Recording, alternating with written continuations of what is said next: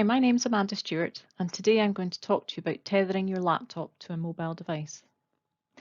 Tethering your laptop or iPad, or in fact any device that needs Wi-Fi, to a mobile is very useful, as it allows you to continue working when you're out of the office, on public transport, or even if your internet has gone down in the office or at home. Firstly, check your data plan on your mobile. Checking emails doesn't use a lot of data, but if you're working on big documents or for a long period of time, it may well eat up a lot of the data.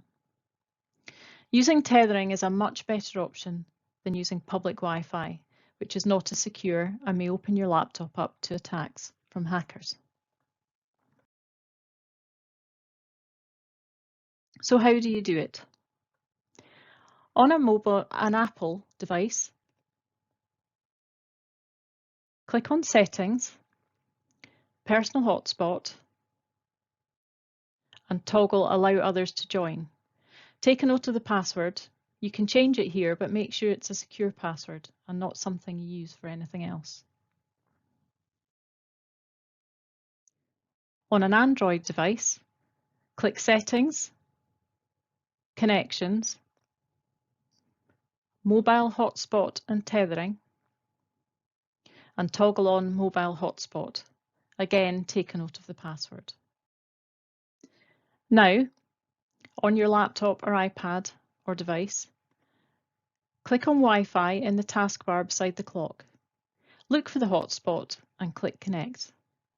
Enter the password it will ask you for it the first time and click Connect. Sometimes it takes a couple of attempts to connect, depending on the mobile signal. Just toggle it off and on again on your phone and it should connect. If not, check the password is correct.